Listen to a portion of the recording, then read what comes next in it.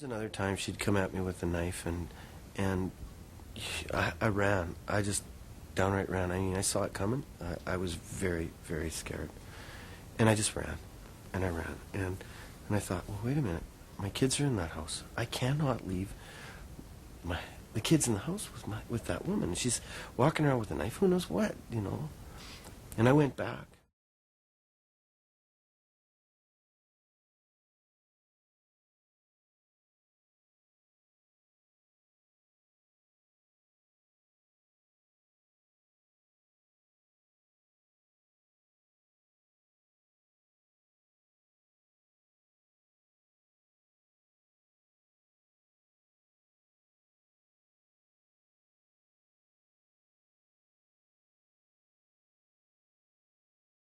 This film was filmed with the cooperation of a number of people. It's an academic production, in fact. It has a number of people who are authorities on domestic violence in the earlier days of the movement.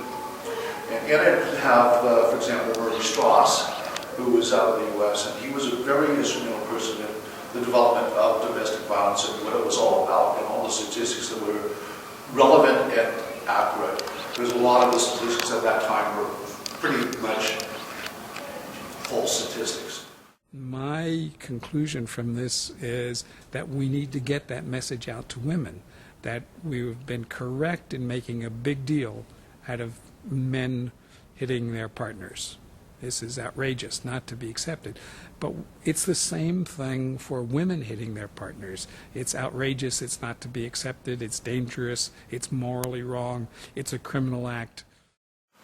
And not in the film is a few important mentions. One was Martin Fever and Don Lack. Both of these people, including John Archer out of England, were very, very instrumental in the actual domestic violence statistical culmination and what actually became of it and what happened when people asked the question, what is domestic violence and what are the true statistics? And we know it's about even all the way around. In this film, there's going to be other people who are also very important. Senator Ann Cools is one of them. Senator Ann Cools championed the concept of false affidavits and false accusations. And she was very much against the false accusations and the affidavits that they threw through the courts without question. The fact of the matter is at the time we thought wrongly that abuse was something that worked from men to women. However, the experience of the reality of working in the field pretty soon revealed to many of us that violence was a two-way street and that women too were very capable of violence. And so for quite some time now I've been trying to raise these issues. Somehow or the other we must admit that violence and aggression are human characteristics and not gendered characteristics. And also there was Mary Curry, who's out of Ireland. Mary Curry was very instrumental in the shelter movement. One person who knows abused husbands well is Mary Cleary of Ireland. Ms. Cleary founded and runs Amen, an organization for helping these men.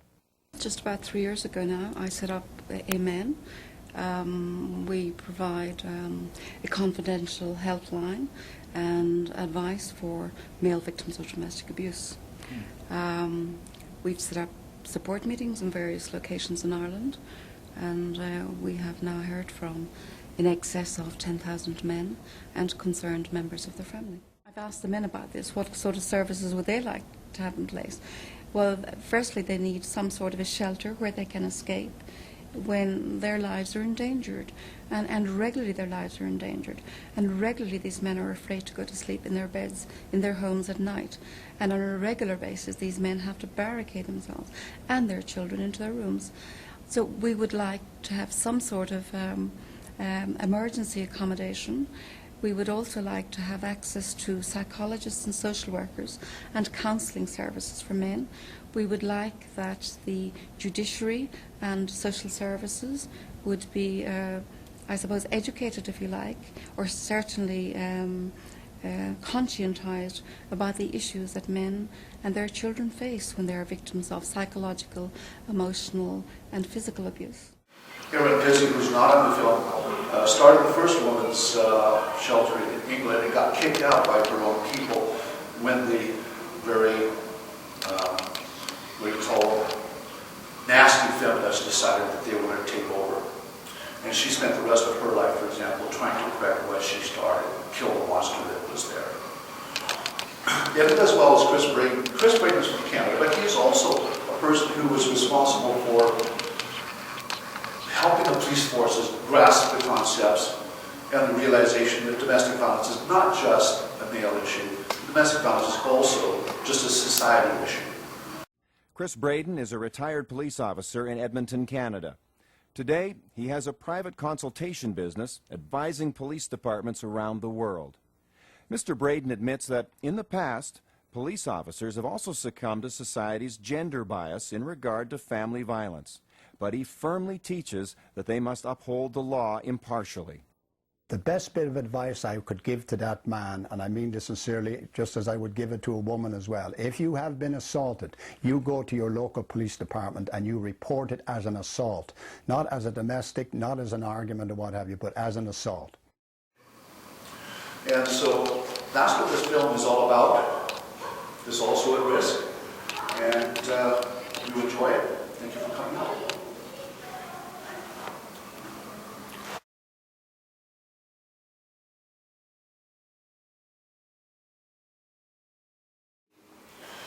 What I'm going to discuss right now is the Handbook on Domestic Violence published by the Alberta Justice. Originally it was published by Val Campbell, who was the Crown Prosecutor or the head of the Crown Prosecutor's Office at the time. And it was also used mostly for Crown Prosecutors and for police. So this manual was developed for those who were going to be dealing with domestic violence in the home, wherever. And the problem we had with this at the very start was that this manual had a lot of dealing with negative statistics, a lot of women's permissiveness, if you will, statistics that said that women could not be the ones creating domestic violence. It was not possible. Only men were responsible for domestic violence. This is false, we know that. But if you look at the next page, you kind of see, when they developed the manual, what they were kind of doing. This, the expression of these people's faces, it was like the man's trying to be very, I'm so very sorry, where the women are sort of accusatory, you know, you're a bad man. And the manual was developed that way to lead police to believe, and the Crown Prosecutor to believe, that only men create violence. And the fact that the wording in the handbook was exemplary of just that. And it was very false, very wrong. So we brought together statistics from the leading authorities of the time, Marie Schloss being one of them that you saw, as well as Mark Fiebert, Don Dutton, John Archer, and others that were around. And we put together about 3 full volumes of this information, and we gave it to the Alberta Human Rights Commission with our application. I want to show you our actual complaint, just so you see what we did to start with. It's pretty small writing, so it's going to be very difficult. So maybe if we'll skip down, this is our actual application to the Human Rights Commission, which was not well accepted when we first did it. We found we had to shove everything down the throat in order to get them to accept our actual application. And there were 4 of us, or 5 of us that were involved with this. 2 lawyers, both respected, Grant Brown being one of them, and Barry Massey, who was our main focal person who actually made the application to the commission, and myself, and Earl Silverman, and Mohammed. So we took this in, and we said, we need to be heard. We want to give you the correct statistics, we need to give you the facts. So if you want to go into So instead of reading all that little bit of writing that you see there, there's 2 pages there, I'm going to give you just the key points.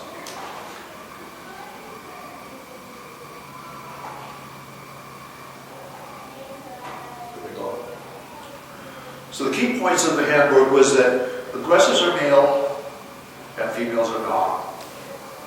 It repeatedly and consistently portrayed that the initiators of domestic violence are overtly male, and the sufferers are female who only act as self-defense. As we saw in the previous video, that's obviously not the case. It failed to recognize that DV can be intentionally false or maliciously made up. In other words, it's made to gain something. Access to the children, get the father out of the house. First blood, that's what that's called.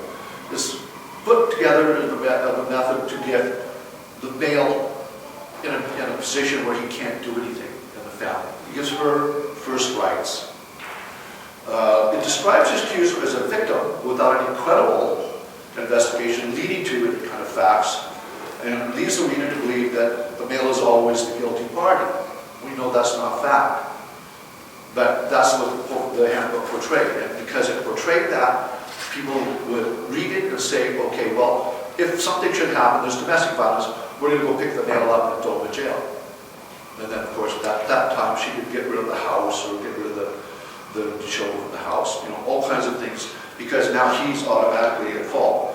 It specified that there is help only for women, but not for men, because only victims need help. And the victims, of course, are women, not men. That's false. It lacked recognition that a victim could be male. It failed to recognize that men seldom report domestic violence. And if they do, they're just not taken seriously. By repeating and using the phrase the victim, it presumes guilt for the male, and that there's only one victim, female. It failed to recognize that the difference between intimate partner violence and general violence or other forms of violence, it lumped it all into one pot. So the reader would need to believe that there's domestic violence or violence at all. It's the male who's going to be at fault, which is false. And that men would automatically be picked up, thrown into jail. It ignored the vast research, the notable researchers like Don Dutton, Murray Strauss, Grant Brown, John Archer, Martin Fever, the real data of fact, which you saw in the previous video. That data we gave to the Human Rights Commission. And all of this data was available. It's a sad fact that Val Campbell, for example, ignored all of that fact. And in short, it leads to the fact that perpetrators are men who cause harm, and it lets the police mistreat the real victims, who could be male. Our investigating officer was John Gabriel. We have only one that was assigned to us. And he agreed with us. He looked at the research data that we gave him, all the statistics and all the facts, and he made a report. That report agreed with what he investigated, he did a report. Marie Riddle, having presumed that this report didn't exist or wouldn't ever see the day of light, then dismissed our complaint, even though the facts were there. But Marie Riddle, we know, is a feminist, so it is what it is.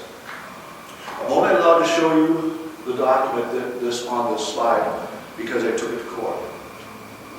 We had to go that route. After dismissal, the Chief Commissioner, D.B. Mason, her son was a prosecutor's officer. He couldn't, by conflict of interest, handle our case. So our case got sent to Calgary after Marie Riddle, because we had to do an appeal. After we did the appeal, then I could take it to a judicial review, which is what we did. So John Gabriel's key determinations was the handbook be revised to remove all cues as to gender as a factor in any investigation. His other determination was to recognize that women may perpetrate domestic violence against men also. All references to women on the website to be removed, and a credible abuser profile support by research be adopted.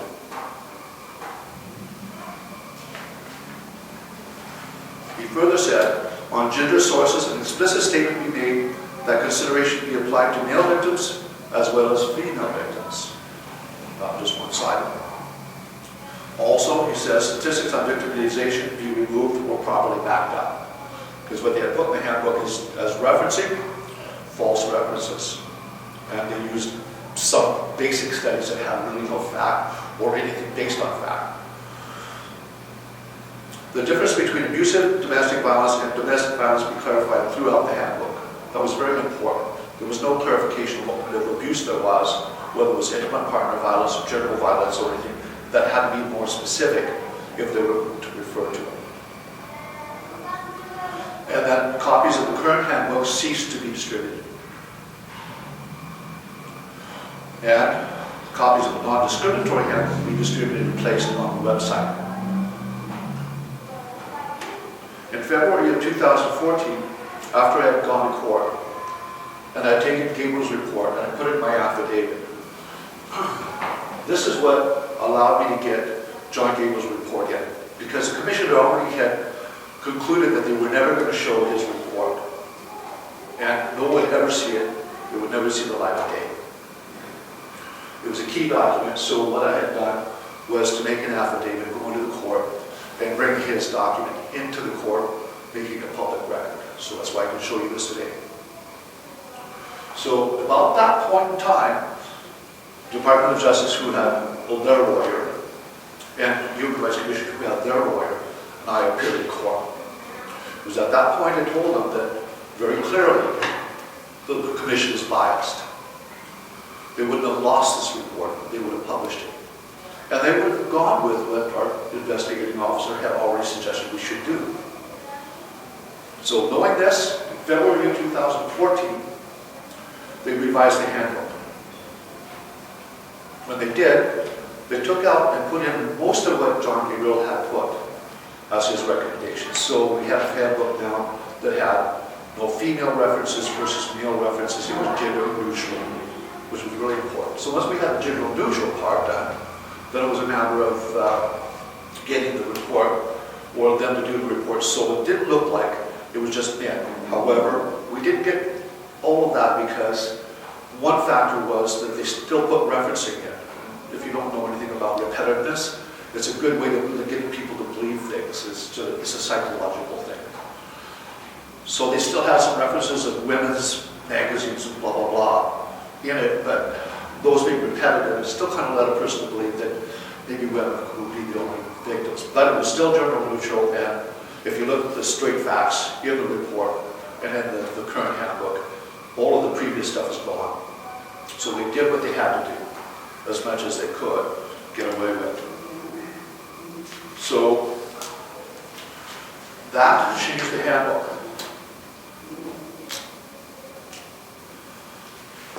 It was funny that during that 2009 year, that we were still with the commission, but I looked at the commission's website, and I found something very interesting.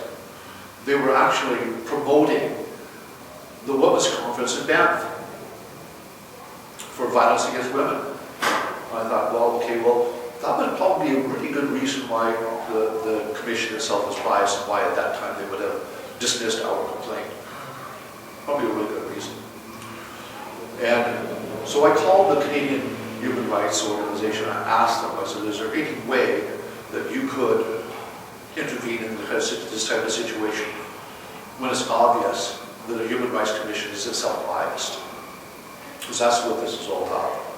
A bias within the commission itself. I said, sorry, we don't have jurisdiction. But the court, on the other hand, can do that for you.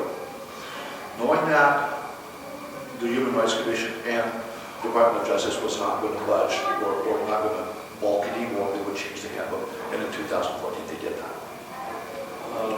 Any questions on this? So the revisions as stand, you're satisfied with, or they're still? No, we're not totally satisfied with it. Like I say, it has some repetitiveness with using women as a reference, which kind of leaves a person to think that women are really effective. What were the references that the constable added in? Like the more real facts, were those references in there as well? No, when I talk about referencing, at the end of a statement of facts, there is a reference as to where that data come from. Yeah. So we would put the references where data would come from some kind of woman's area. Mm-hmm. So that's how they get it in. They repeat that as many times as they can. And the psychology of repetitiveness is like conditioning. If you read something over and over again, after a while you think it's true, or you believe a certain thing. So can people go to the web? Do people go online and find the true facts? Yes, they can. Yeah, they can go online and they'll see the handbook as it's revised. The true facts, however, as far as references, no, I'm sorry, you won't. You'll have to find it from people like this, the video you just saw. There's also other documentations. Like I said, there were 3 volumes of actual factual data that we gave the commission. If you want any of that, we'll consider it to you.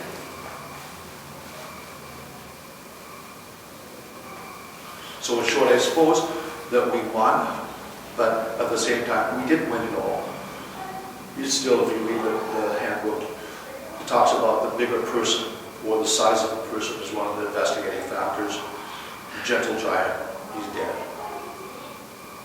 But at least it's not gender specific. It's not saying only men create the violence. It says also in one place that also women create violence. It has that actual statement. So if you read it carefully, you're fine. But if a person just slides through it and reads it very quickly, you can probably presume that no, men are the ones who usually do the violence of women. But at least it was a win. It was a victory. No, at least there's not something out there that the police are reading it and saying, okay, pick up the man and throw him in jail. Other questions? So this is for Alberta. What about other provinces? Have they got the same issues, or are they a little better than what we have? No, the other provinces probably don't even have a manual.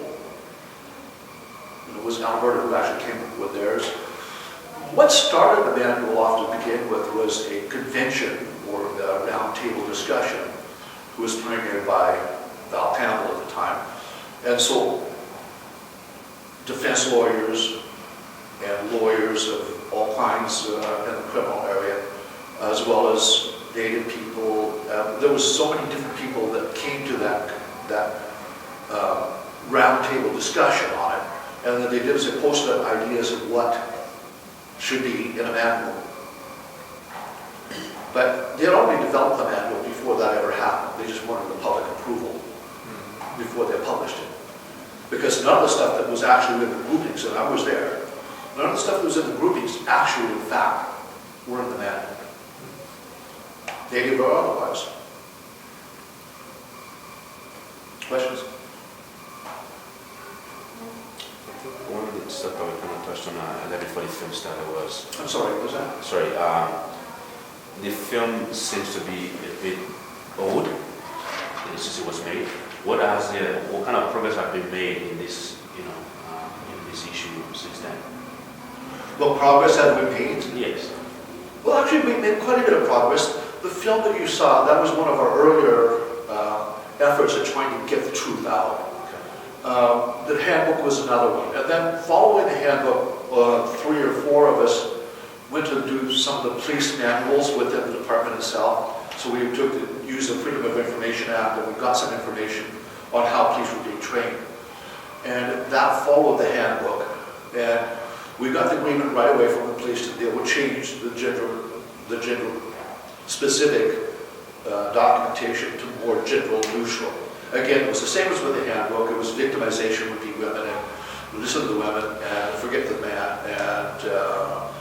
And we all know that that was false. And that was a case of false accusations and sexual assaults, by the way. So in the case of sexual assaults and the violence, the police did change it. So it didn't take us all that long before they came very quickly and said, "No, we agree. We have to change it. So we will." And they did that. That followed. And since that time, nothing much has happened that I'm aware of. But I mean, that's still good steps forward. From the date of the video, when nothing like that has happened, today it's a lot different. However, there's still the courts. And the courts are really where the problem lies now. Most of the judges don't have a clue about family violence. They work on the basis of human nature, whatever in their mind human nature is. And the thing that what we're going to do going forward is to get it where the women's groups are not the one training the judges. So we know what will happen. If that happens, it'll continue to be weighed as worse. But if the judges are trained with this kind of data,